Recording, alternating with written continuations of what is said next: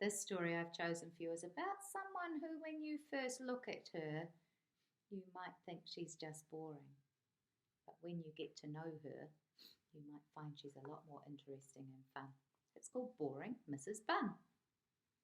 And it's written by Juliet Martin and illustrated by David Johnston. Mrs. Bunn works behind the counter of a cake shop. She always looks the same. She wears a long grey overall that buttons to the neck. She scrapes her hair back from her face and knots it in a bun.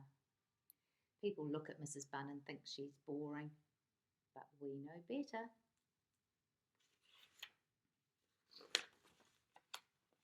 We know that when Mrs. Bunn gets home from work, she rips off her uniform and rummages through her wardrobe for clothes she wants to wear. She finds jaunty denim dungarees, a sunny yellow t-shirt and purple running shoes. She shakes her hair loose from its bun and styles it into spikes. Ah, says Mrs. Bunn. That feels better. And we think she looks cool.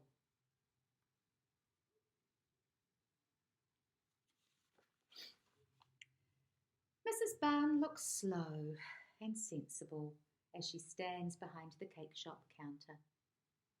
People think that walking is her kind of exercise, but we know better.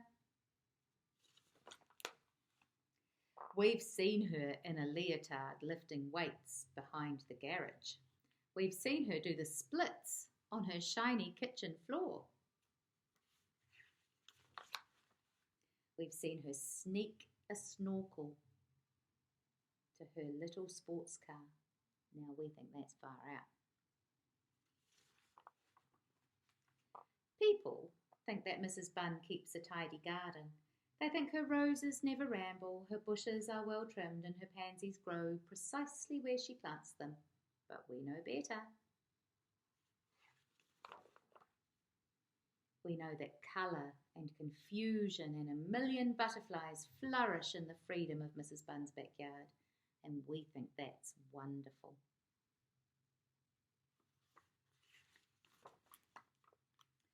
People think that Mrs. Bunn does knitting for a hobby. They think her sons have cupboards full of woolly socks and jerseys, but we know better. We've seen her at an easel, squeezing tubes and dabbing brushes and wiping messy fingers on her fancy artist smock.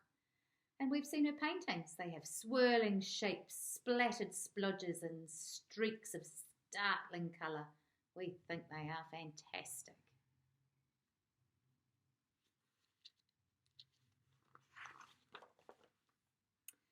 People think that Mrs. Bunn gets tired at the cake shop. They think she spends quiet evenings sitting by the TV, stifling little yawns until it's time to go to bed. But we know better. We know she wants to join a band so that every night she practices a new beat on the drums, upsetting all the neighbours' cats who sit outside and yowl. Now we think that's loud.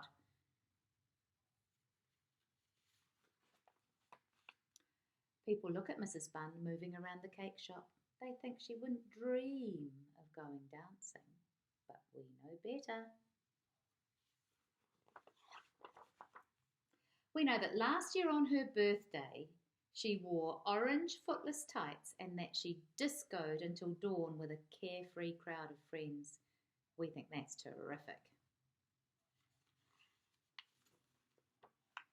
Sometimes Mrs. Bunn locks up her house and goes away. People think she's visiting a cousin in the country.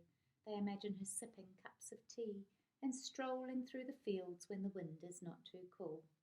But we know better. We know she takes off for the city on an enormous motorbike. She burns along the streets in the middle of the night, doing drag starts at the traffic lights while everyone's still sleeping. Now we think that's exciting.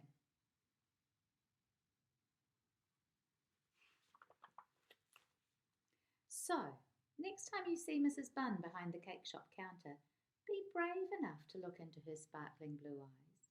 Catch the twinkle, watch her smile, listen for the bubbles in her laughter as they fizz up like lemonade. because we know that Mrs. Bunn's not boring, don't we?